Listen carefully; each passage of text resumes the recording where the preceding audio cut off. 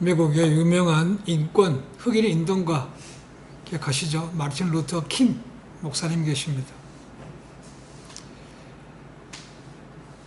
흑인들의 빼앗겼던 인권, 차별을 없애기 위해서 늘 길거리에서 시위를 했던 그런 인물이었습니다. 그가 늘 이렇게 외쳤습니다. 수많은 가난한 흑인이 빵을 사기 위해서, 빵을 얻기 위해서 영혼까지 팔기 때문에 나는 그들에게 빵을 줘야만 된다. 그래서 늘 길거리에서 데모하고, 요즘 얘기하면 데모죠. 시위, 그러다 평화롭게 시위를 하십니다. 그렇죠? 그러니까 백인들이 볼 때는 그 얼마나 눈에 가시겠습니까? 그렇죠? 그래서 모함하기도 하고 핍박하기도 해서 늘 감옥에 가뒀다는 거죠. 그가 살아있으면서 감옥에 간 횟수가 21번이랍니다. 그분이 친책도 있는데 그 친책과 뭐 재밌는 것도 있습니다. 아빠는 왜 자주 감옥에 가나요? 라는 책이 있습니다. 아빠는 왜 자주 감옥에 가나요? 21번이라 갔으니 얼마나 많이 간 겁니까? 그죠? 별이 21개입니다. 요즘 얘기하면 별 21개 달았다는 거죠. 목사님의 아내는 그래도 믿음이 있으니까 어느 정도 받아들일 수 있습니다. 그죠? 근데 애들은 잘 모르는 거죠. 두렵기도 하고, 부끄럽기도 하고, 조롱되는 것도 싫기도 하고. 근데 어느 날 학교 갔던 큰딸이 집에 뛰어오면서 그러더라는 겁니다. 엄마, 지금 뉴스가 나오는데 아빠가 또 잡혀갔대. 너무나 익숙한 거죠. 그죠? 잡혀갔대. 그러면서 질문이 그거라는 거죠. 근데 왜 아빠는 그렇게 자주 감옥에 가?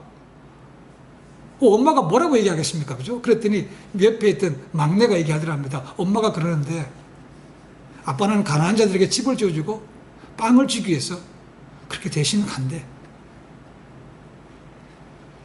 그렇죠? 그 말이 얼마나 그들에게 가슴에 와닿겠습니까? 그죠? 물론 가난한 것이 자랑은 아닙니다. 그죠? 그렇지만 가난한 자들에게 빵을 주기 위해서, 가난한 자들에게 쉴 것을 주기 위해서 자기가 대신해서 잡혀가는 것은 결코 부끄러운 게 아닙니다. 그렇죠? 어쩌면 영광스러운 것이죠. 그래서 사람들이 그분을 존경하는 겁니다. 그렇죠? 독일이 제2차 세계대전을 일으켰습니다. 권력을 쥐고 땅을 더 넓히고 한번 쥐어보겠다고. 그런데요, 독일에 로마 캐톨릭 철치도 있고 개신교도 있습니다. 그렇죠? 그런데 어느 누구도 히틀러에 대해서, 나치에 대해서 전쟁 이거 하면 안 됩니다, 잘못됐습니다 라고 말하는 사람이 없더라는 겁니다. 왜요? 여차하면 잡혀가거나 죽기 때문에 그런 거 아닙니까? 그죠? 그때 일어선 분이 있습니다. 히틀러를 향해서 단호하게 당신 잘못됐어 라고 한 사람이 있습니다. 경건주의의 대표자라고 말하는 본 헤퍼 목사님. 그럼 이렇게 얘기합니다. 예수님께서 우리를 제자로 부르신 것은 죽으라고 부르신 것이다 라고 해요. 그래서 나는 그렇게 외친다는 겁니다. 히틀러가 두렵지 않다는 겁니다. 그렇죠? 누가복음 14장 25절 이하를 보시면 예수님께서 제자도에 대해서 말씀하시는데 이런 사람은 내 제자로 합당치 않다라고 몇 가지를 말씀하십니다. 그게 보면 이렇게 나옵니다. 자기 부모와 처자와 형제와 자매 및 자기 목숨까지도 미워하지 않으면 너희 내 제자가 되지 못한다고 말씀하십니다. 누구라도 자기 십자가를 지고 나를 따라오지 않는 자도 내 제자에 합당치 않다고 말씀하십니다. 또 누구라도 자기의 모든 소유를 버리지 아니하면 너희 내 제자가 되지 못한다고 말씀하십니다. 결국 제자도의 가장 여러 가지 생각할 수 있지만 가장 꼽는 것은 뭡니까? 희생이라는 겁니다. 희생. 하나님 나라와 주님을 위해서 희생하라는 겁니다. 희생 쉽습니까? 쉬우면 다 하게요. 오늘날 보십시오.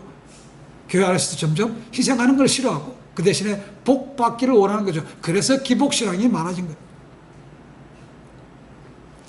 프랑스의 경제학자 가운데 자크 아탈이라는 사람이 있습니다. 책을 썼는데 책 제목이 21세기 사전이라는 겁니다. 21세기 사전. 거기서 오늘날의 현대인들을 이렇게 표현했습니다. 현대인들은 유목민과 같다. 유목민. 유목민이 뭡니까? 이리저리 양떼, 소떼, 염소떼, 낙태떼를 데리고 말 타고 돌아다니는 사람 아닙니까? 그죠? 어쩌면 현대인과 맞지 않는 것 같아요. 현대인은 그런 거 타고 다니지 않습니다. 그죠? 차 타거나 비행기 타거나 버스 타거나 지하철 타고 다니지 뭐 유목민입니까? 말 타고 다닙니까? 아닌 것 같은데 그럼 이게 뭔 의미인가라는 거죠. 유목민들에게서 필요한 건 뭡니까? 물하고 초장입니다. 그걸 찾아서 돌아다니는 겁니다. 근데 그게 21세기와 무슨 상관이 있습니까? 오늘날이? 오늘날의 현대인들이요. 그런 초목민들이 그 넓은 곳에서 어디로 가야 될지 몰라서 물이 저쪽에 있나 푸른 천이 저쪽에 있나 찾아다니는 것처럼 오늘날의 현대인들이 갈 바를 알지 못하고 그냥 세상 속에 끌려간다는 것입니다. 많은 사람들이 가는 대로 그냥 간다는 겁니다. 그래서 사람들이 야 이거 몸에 좋대 그러면 그거 다 먹는다는 거죠. 야 저거 좋대 그러면 절로 오르르 간다는 겁니다. 자기 주관대로가 아니고 그죠? 뭐 좋대 그러면 가는 거죠. 유행 야, 민감하죠. 그죠? 따라해야 돼요. 안 따라하면 뒤처진 줄 압니다. 그죠? 남의 따라가야 됩니다. 대학교 가는 학생들 전공 부모님들이 얘기합니다. 야 전공 본인이 원하는 거 하고 싶은 거 하려고 그러면 부모님이 뭐라 합니까? 야 그거 돈도 안 돼. 돈 되는 거 이거 해야 돼. 부모가 전공 정해줘요. 농사도 마찬가지 아닙니까? 그죠? 금년에 이 농사 양파 농사 대박 났어. 그러면 지금 하던 거 때려치우고 양파 농사예요.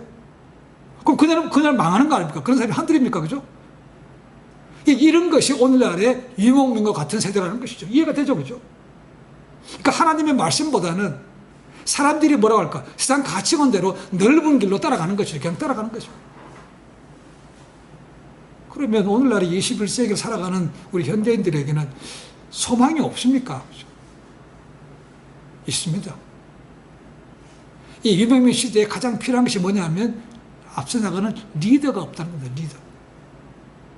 오늘 젊은이들이 그렇게 하죠. 특히 한국에서 젊은이들이 본받을 만하고 따라갈 만한 리더가 없대요. 교회 가봐도 그렇더라는 겁니다. 희생하고 섬기고 이런 분들이 없고 자기 세대들을 이해하지 못하는 이 제너레이션 갭 나이든 세대하고 이게 안 맞는 겁니다. 말로 쓰면 뭐 이렇게 하는데 보니까 행동은 그렇지 않고 교회 안에서도 차별이 많더라는 거죠. 그래서 교회를 떠나다는 겁니다. 개방적이지 못하고 자기 마음에 드는 틀에 딱 갇혀있기 때문에 그 전통에 너가 따라와야 돼 이렇게 하니까 젊은 애들은 그게 못 따라가는 거죠. 그렇죠? 그러니까 젊은 애들은 나갈 수밖에 없다는 겁니다. 그럴 때에 우리뿐만 아니고 모든 사람이 믿고 따라가야 될 사람이 있죠. 그죠? 우리 인생의 모델이 있습니다. 누구였습니까? 예수 그리스도. 그분밖에 없는 거죠. 그분은 편협하지 않고 그분은 변하지 않고 늘 공평하시기 때문에 따라가는 것만 아닙니다. 그죠? 그분이 4대 성인 가운데 한 명이기 때문에 그것만도 아닙니다. 그죠? 가장 근본적인 이유는 뭔가 그분이 사람들에게 영원한 생명을 주시는 구세주이기 때문에 따라간다는 거죠. 예수님께서는 자신을 목자로 믿고 따라오는 자들에게 뭘 주십니까? 영원한 생명을 주시는 거죠. 우리가 10장 10절에 봤습니다. 내가 양에게 생명을 주고 더 풍성히 주시기 위해서 오셨다고 말씀하고 있습니다. 그러니까 그분을 믿고 따라갈 수 있다는 겁니다. 그래서 그렇게 본을 보신 거죠. 그죠? 여기에 나를 민자에게 영생을 준다라는 동사가 과거가 아닙니다. 현재입니다. 미래가 아닙니다. 앞으로 믿으면 그렇게 줄 걸, 받을 걸, 이게 아닙니다. 그죠? 내가 예수를 구세주를 믿습니다라고 하면 그 순간부터 뭡니까? 이미 영생은 받았다는 겁니다. 다르게 표현하면 하나님 나라가 이 땅에서 시작이 됐다는 말입니다. 그죠? 예수께서 말씀하셨죠. 내가 이 세상에 옴을 통해서 이미 하나님 나라는 시작됐다고 하셨습니다. 그렇지만 아직 뭐는 아닙니까? 완성된 것은 아니죠. 우리는 지금 예수님 나라의 시작과 완성 가운데 서 있는 겁니다. 그죠? 근데 점점 그 완성이 다가오죠. 그 완성은 언제입니까? 예수께서 다시 오셔서 이 세상을 심판하시는 그날이 우리 하나님 나라가 완성되는 것이고 우리의 구원도 완성되는 그날입니다. 그죠? 우리는 거기에 가고 있는 것이죠. 그래서 얘기합니다. 하나님 나라는 already but not yet. 이미 시작됐지만 아직 완성된 것은 아니다라고 하는 거죠. 이 예수님을 구세주로 믿는 사람에게는 영생이 이미 주어졌습니다. 하나님 나라가 시작됐습니다. 그렇기 때문에 죽음을 두려워하지 않는 거죠. 그게 진짜 믿음인 겁니다. 진짜 믿음. 그런데 반대로 그 음성을 듣고 따라오지 않는 사람은 영생이 아니고 뭐가 갑니까? 영벌, 영원한 벌이 있는 거죠. 요한계시록 끝에 보시면 뭐입니까? 그들이 불못에 던져진다고 되어 있습니다. 그렇죠? 사망과 음부도 불못에 던져지나니 그것이 둘째 사망이라고 말씀하고 있습니다. 그러니까 마지막 안 믿고 끝까지 가다가 심판받고 가는 사람들은 영벌, 불못에 던져진다는데 이 말씀을요, 사실은 사람들이 잘 받으려고 생각하지 않습니다. 에이, 사랑의 하나님이 설마 사람들 갖다가 그런 영원한 고통, 불 가운데 집어넣으실까? 지옥은 없어 라고 하는 사람도 꽤 많답니다. 지옥은 없다고. 금세기 최고 설교자라고 불리는 분이 찰스 스펄전 목사입니다. 그분이요, 이 불못에 대해서 이렇게 설교를 했습니다. 잘 들어보십시오. 당신이 정말로 육체를 가지고 있는 것처럼 지옥에는 진짜 불이 있다. 우리가 이 땅에서 볼 수 있는 그 불과 똑같은 것. 그러나 다른 점은 그 불이 당신을 고문할 것이지만 당신을 불사르지는 않을 것이다.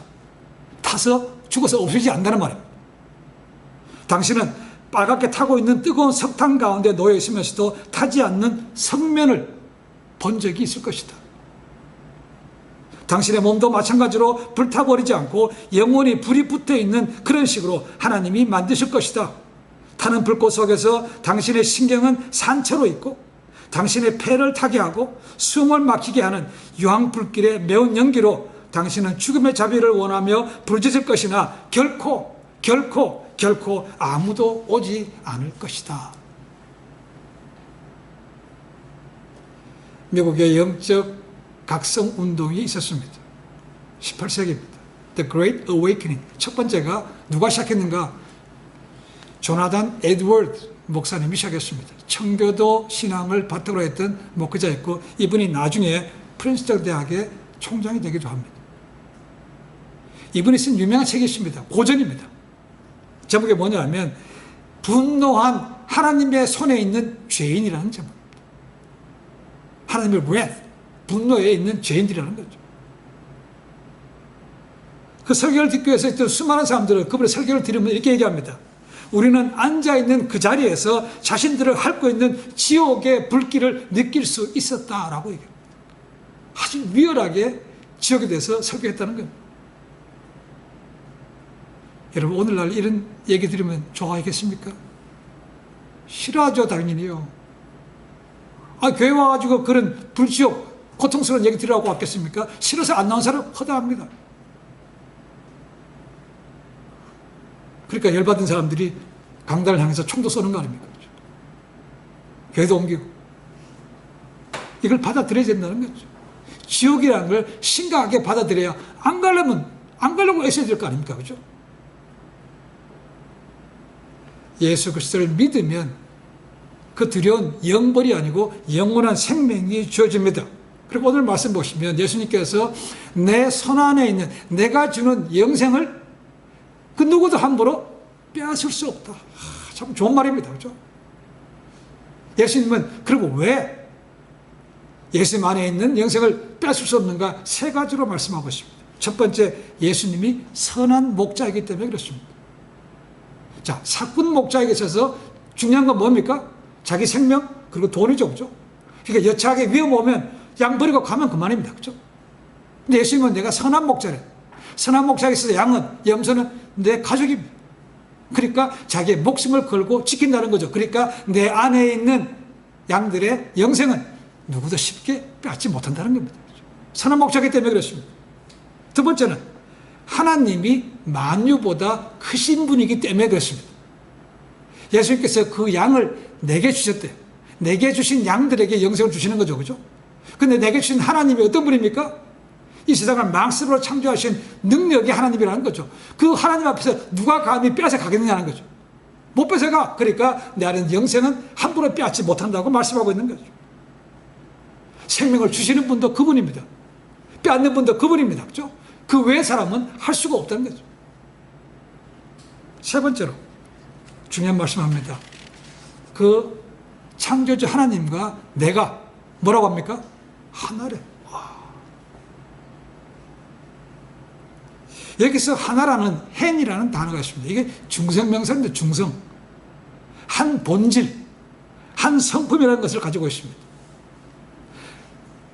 그 하나님과 내가 하나라는 말씀 속에서 오늘날에 유명한 교리가 하나 나왔습니다. 그죠? 뭐겠습니까? 삼위일체. 삼위일체로 여기서 나왔습니다. 성경에 삼위일체라는 말은 없습니다. 그죠? 그럼 어디서 나왔습니까? 아버지와 내가 하나라. 내가 아버지 안에, 아버지가 내 안에, 이런 말씀 속에서 삼위일체라는 것이 나왔습니다. 이 삼위일체론, 이게 세 가지 의미가 있습니다. 첫 번째, 삼위, three person, three 캐릭터가 계시다는 겁니다. 성부, 성자, 성령, 세 분이 계시다는 거죠. 그죠? 두 번째는 신성이 동등하다는 겁니다. 세 분이 계신데 동일한 지적인 능력, 모든 능력을 다 가지고 계시다는 겁니다. 세 번째는 삼위는 구별된 개체라는 것입니다. 역할이 다르다는 것입니다. 세 분이 계세요. 근데 각각 다른 역할을 가지고 있다는 것입니다. 그렇지만 하나님 아버지가 제일 높고 그 다음에 예수님이 높고 성령이 제일 꼴찌다. 이런 계급은 없습니다. 그렇죠? 역할에 따라서 성부, 성자, 성령으로 나눠져 있을 뿐입니다. 자, 분명히 세 분 하나님이 계신데 하나다. 이게 언어로는 표현이 안 됩니다. 어떻게 표현하더라도 말이 잘 안 돼요. 어떻게 세 분이 계신데 하나입니까? 그죠? 몸이 하나인데 머리가 세 개 붙은 삼두개물인가? 그것도 아닌가? 자, 하나님은 분명히 한 분이라고 말합니다. 지금 유대교가 가지고 있는 그거죠. 그죠? 하나님은 유일하신 하나님이라는 거죠. 그죠? 한 분밖에 없다는 거 아닙니까? 맞습니까? 맞기도 하고 틀리기도 합니다. 그죠? 자, 하나님 한 분이라고, 삼위일체. 세 분이 계시는데 한 분이라는 거죠. 그게 한 분이기 때문에 우리는 삼위일체라고 하나님 한 분이라고 얘기하지만 근본을 따지면 뭡니까? 세 분이 분명히 계시죠. 유대교에서 그걸 인정하지 않습니다. 그죠? 이걸 인정하지 않는 이단들이 꽤 있습니다. 대표적인 것이 몰몬입니다. 자, 성경에 보시면 세 분 하나님이 확실하게 계신다는 것이 몇 군데 나옵니다. 어떤 단어로 하는가? 우리가라는 표현입니다. 우리가. 창세기 1장 26절에 나옵니다. 하나님께서 인간을 만드시면서 우리의 형상대로, 우리의 모양대로라는 위가 나옵니다. 위, 그죠? 자, 그 엘로힘이라는 단어가 하나님이라는 단어입니다. 근데 원래 하나님이라 신이라는 단어는 엘입니다. 엘. EL, 엘입니다. 근데 엘로힘이라는 것은 복수입니다. 신들이라는 것입니다. 그러니까 그 말씀 속에서 이미 하나님은 복수라는 거죠. 그죠? 근데 또 신기한 것은 그 다음에 하나님 엘로힘 다음에 동사가 오잖아요. 그 동사가 단수입니다. 복수가 아니에요. 재밌는 것은. 요즘 얘기하면 they are가 되는 거 아니에요. 영어로 하는 거죠. they are 되는데 하면 they is라는 거죠. they is. 복수인데 신기하게 동사는 단수로 받아요. 이것이 삼위가 계신데 일체라는 것입니다. 한 분이라는 겁니다. 자, 두 번째로 또 우리가라는 게 또 나옵니다. 창세기 11장에 가시면 유명한 바벨탑 사건이 나옵니다. 그렇죠? 하나님께서 사람들이 교만하게도 야, 우리가 이 탑을 쌓고 우리가 하늘까지 올라가 보자. 우리의 이름을 남겨보자고 얘기합니다. 하나님께서 뭐라고 합니까? 우리가 저들에게 내려가서 언어를 혼잡게 하자라고 말합니다. 거기서 또 우리가 나옵니다. 그렇죠? 또 한 군데 있습니다. 이사야서 6장입니다. 이사야 선지자가 우시야 왕이 죽던 해에 성전에 들어갔습니다. 그렇죠? 성전에 들어갔다가 뜻밖에도 하나님을 만나는 거죠. 그렇죠? 연기가 쭉 깔리면서 스랍들이 거기서 나옵니다. 그렇죠? 그리고 오늘 죽었다고 얘기합니다. 입술이 부정한 백성으로서 거룩하신 하나님을 뵀다는 겁니다. 나 오늘 죽었다는 거죠. 그랬더니 그 스랍 중에 하나가 불에 단 숯불을 가지고 와서 입술에 대죠. 그렇죠? 입술이 깨끗하게 된 다음에야 음성을 들을 수 있고 하나님께서 말씀하십니다. 누가 우리를 위하여 갈꼬라고 말씀합니다. 거기서 우리가 나옵니다. 그렇죠? 그랬더니 이사야 선지자가 뭐라 합니까? 주님 내가 여기 있사오니 나를 보내시옵소서라고 얘기합니다. 거기서 우리를 위해 우리가 복수가 납니다. 자, 이게 성경은 이미 구약에서 복수라는 것을 우리에게 보여주고 있습니다. 그렇죠? 그럼 신약은 어떻습니까? 신약에는요, 이 세 분 하나님이 한 번에 딱 잡힌 것이 있습니다. 한꺼번에 세 분이 다 나옵니다. 어디겠습니까? 아닙니다. 네, 권사님 말씀하신 대로 산에, 높은 산에 올라가셔도 가능합니다. 첫 번째는 어디입니까? 예수님께서 요단강에서 침례받을 때입니다. 예수님 지금 물 있으면서 침례한테 침례를 받습니다. 그죠? 그때 무슨 일이 생겼습니까? 하늘문이 열렸죠. 그죠? 그러면서 하나님의 음성이 들립니다. 이는 내 사랑하는 아들이요 내 기뻐하는 자라고 얘기하십니다. 그럴 때 또 어떤 게 무슨 일이 생겼죠? 성령이 비둘기처럼 그에게 임했다고 되어 있습니다. 그죠? 성부 하나님, 성자 예수님, 그리고 성령 하나님이 한 곳에 딱 잡히는 거죠. 높은 산에 올라갔을 때도 마찬가지입니다. 그죠? 아버지 음성이 들리죠. 그죠? 그래서 성령님은 나오지 않습니다. 거기는. 그죠? 거기서도 하나님 아버지의 음성은 들렸지만 성령님이 오시지 않았지만 이 침례받은 곳에서는 세 분이 함께 보신 거죠. 분명히 세 분이 있다는 거죠. 그런데 이야기는 어떻게 세 분이 분명히 계신데 한 분입니까? 라는 겁니다. 한 분. 이게 어렵다는 거죠. 이 삼위일체의 논리가 교리로 완성된 것이 기원전 4세기입니다. 이 삼위일체의 근거가 되는 단어가 페리코레시스라는 단어입니다. 삼위일체, 페리코레시스. 이 단어를 영어로 하면요, 이런 단어입니다. Mutual indwelling, Mutual interpenetration이라는 단어. 뭐냐면 피가 온몸을 돌아다닙니다. 그죠? 그리고 우리 안에 있는 기관들에게 들어갑니다. 침투에 들어가는 거죠. 그죠? 피가. 삼위일체가 그런 거라는 것이죠. 성부, 성자, 성령이 따로 계시지만 서로가 침투에 들어가서 서로가 함께 거하신다는 거죠. 성부 안에 성령과 성자가 계시고 성령 안에 성부와 성자가 계시고 이것이 서로 교환이 되는 것이라는 것이죠. 말로는 굉장히 어렵습니다. 그러니까 말은 뭐든지 표현이 안 돼요. 굉장히 어렵습니다. 근데 상호 내주한다는 것입니다. 그러니까 주님이 계신 곳에 하나님 아버지도 계신 것이고 성령님이 계신 거죠. 우리 안에 믿는 자에게 누가 계십니까? 예수님께서 선물로 주신 게 뭐죠? 성령 하나님 계시죠. 그죠? 그 성령 하나님이 계신다는 것은 곧 뭡니까? 성부와 성자도 함께 계신다는 거죠. 그러니까 내가 세상 끝날까지 너희와 항상 함께 한다는 주님의 말씀이 이것 때문에 가능해지는 거죠. 그죠? 주님은 지금 어디 계십니까? 하늘 보좌 우편에 계시잖아요. 근데 우리와 어떻게 당까지 함께 하십니까? 라는 거죠. 성령이 계시기 때문에 성령이 계시면 나도 너희와 함께 있어라는 거죠. 이것이 우리가 표현하기 어려운 이 삼위일체라는 거죠. 이 삼위일체 때문에 이단들이 많이 생겼습니다. 대표적인 이단은 상신론, 하나님이 세 분이라는 겁니다. 틀린 말은 아닙니다. 그죠? 세 분인데 한 분이라는 얘기는 안 해요. 이게 신이 세 분이야. 이게 세 개를 너무 강조하는 거죠.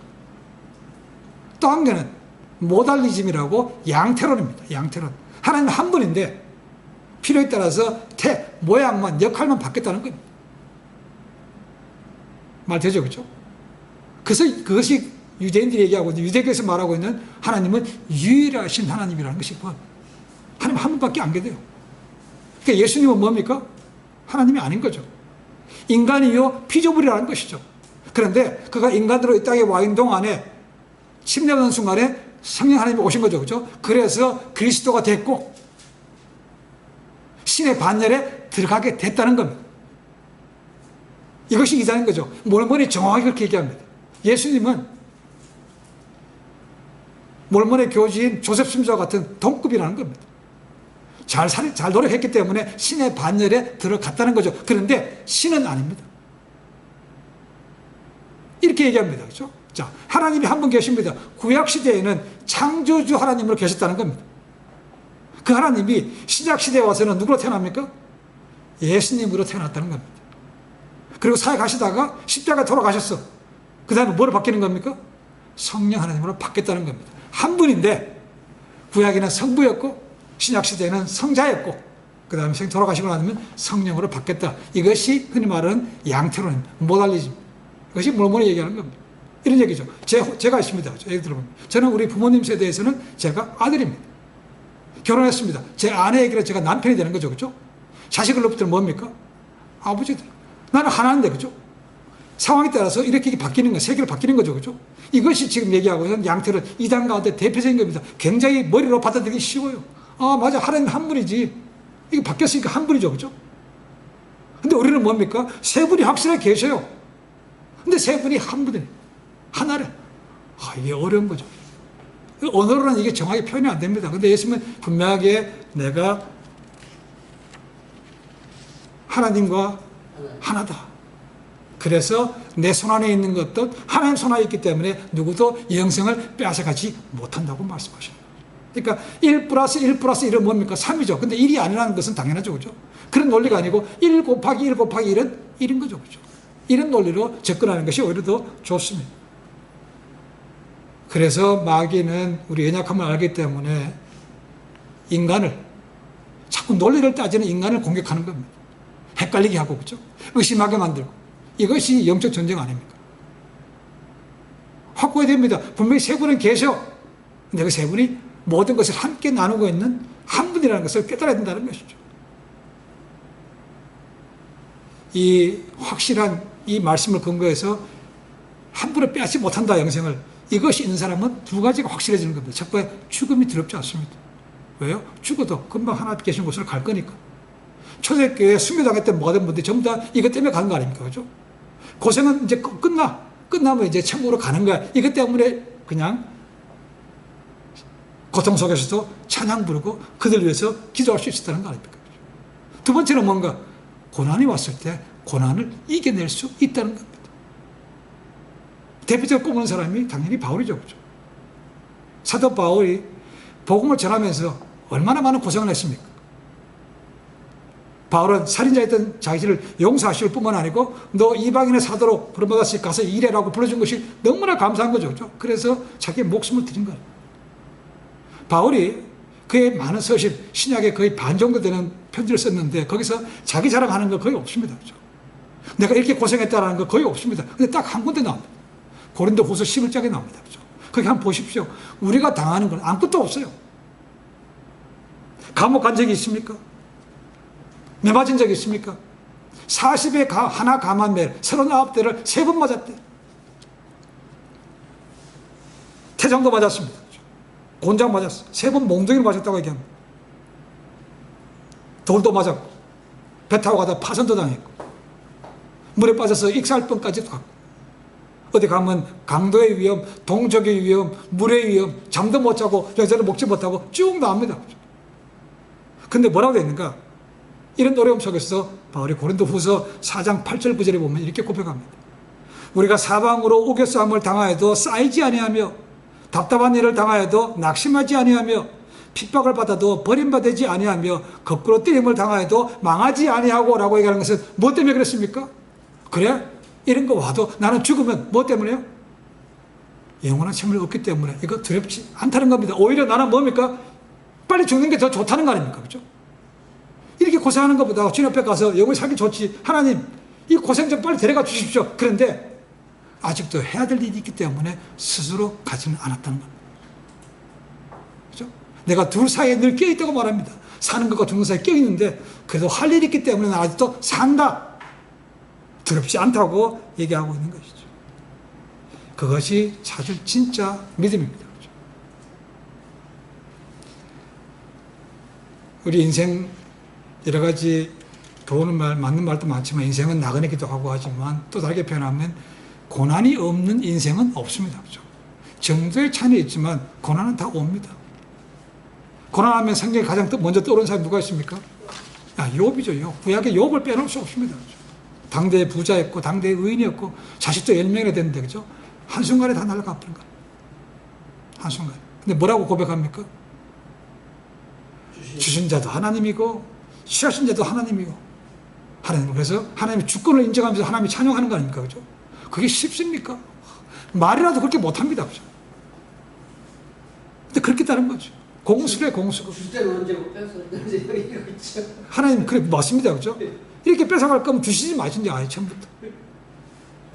근데 가져가시는데 그 주권을 인정하는 게 얼마나 어렵습니까? 라는 거죠.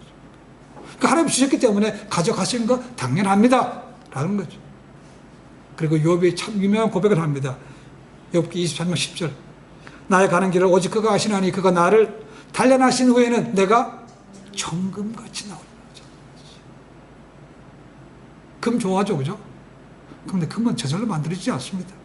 가장 높은 온도에서 불순물을 빼야 필요한 게 만들어지는 거죠. 뜨거운 불순물에 태워져야 없어지는 겁니다. 불순물에 태워지는 거죠. 우리 인생 앞으로 얼마큼 살지 모릅니다. 그죠? 그렇지만 앞으로도 여전히 어떤 고난이 예기치 못한 고난이 올 수 있습니다. 그죠? 실패할 수도 있습니다. 그 낙심해서 우왕좌왕할 수도 있습니다. 그죠? 그럴 때라도 내 안에 있는 영생은 그 누구도 빼앗지 못한다는 것을 확신하면 다시 일어서서 나갈 수 있다는 겁니다. 주께서 하신 말씀 그겁니다. 나와 아버지는 하나이라 내 안에 있는 것을 그 영생을 누구도 빼앗지 못한다고 선포하신 것을 이렇게 우리에게 중요한 것이라는 거죠.